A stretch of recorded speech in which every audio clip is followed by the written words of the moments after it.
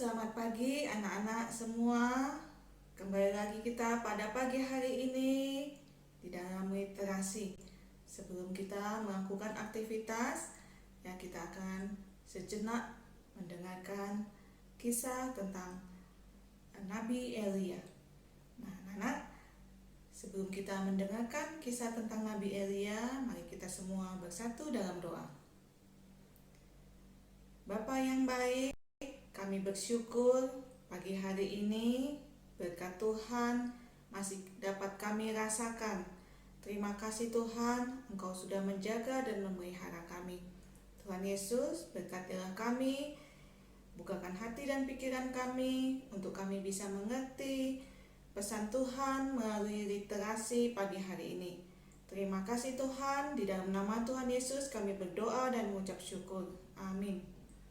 Nah, anak-anak, kisah Nabi Elia ini tercatat di dalam kitab 1 Raja-Raja pasal 17 sampai pasal 18. 1 Raja-Raja pasal 17 sampai pasal 18.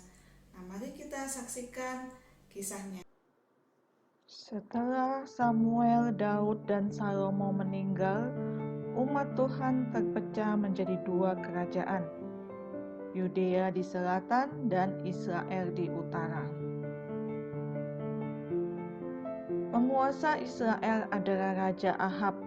Ia menyembah Baal dan melakukan kejahatan lebih banyak daripada raja manapun sebelum dia. Maka Tuhan mengutus Nabi Elia untuk memberitahu Ahab bahwa tidak akan ada hujan selama bertahun-tahun. Dan ini membuat Ahab marah. Elia harus lari dari Ahab dan berkemah di tepi sungai Kerib. Tuhan memelihara Elia dengan mengirim burung gagak untuk membawa makanan. Ketika sungai mengering, Tuhan menyuruh Elia pergi meminta makanan kepada seorang wanita. Saya hanya memiliki 1 kali makanan untuk saya dan anak saya. Buatkan untukku dulu dan kau akan baik-baik saja. Saat wanita itu taat, terjadi keajaiban. Dia tidak kehabisan makanan selama 3 tahun. Setelah 3 tahun berlalu tanpa hujan, Tuhan menyuruh Elia untuk pergi menemui Raja Ahab.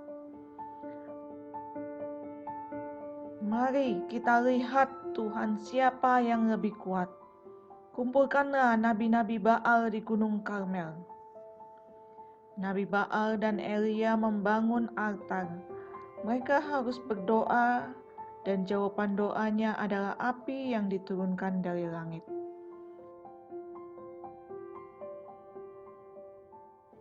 Nabi Baal berdoa dan berteriak-teriak memanggil Allahnya.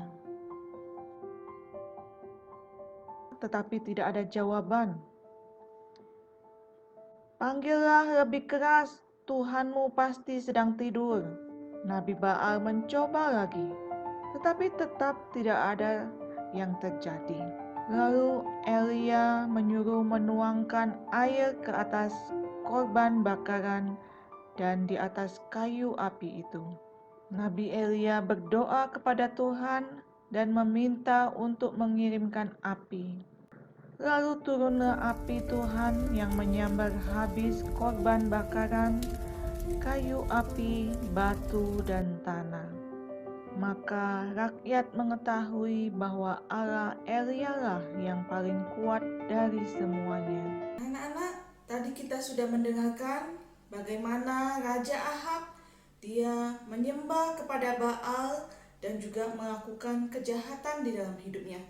Sehingga Tuhan menghukum bangsa Israel dengan kekeringan. Nah, kita mau belajar ya bahwa kita sebagai anak-anak Tuhan, kita harus menyembah hanya kepada Tuhan Allah saja.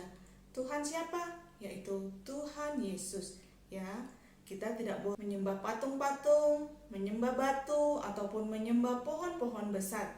Tetapi patutlah kita sebagai anak-anak Tuhan harus menyembah hanya kepada Tuhan Allah saja, yaitu Yesus Kristus.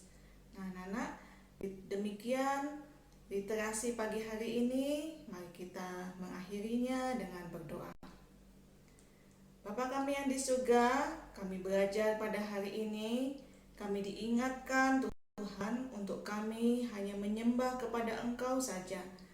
Ya kiranya Tuhan menolong kami agar kami menjadi anak-anak yang taat dan patuh kepada firman Tuhan. Terima kasih Tuhan, di dalam nama Tuhan Yesus kami berdoa dan mengucap syukur. Amin. Oke anak-anak, sampai di sini dulu literasi pagi hari ini. Sampai jumpa, Tuhan memberkati.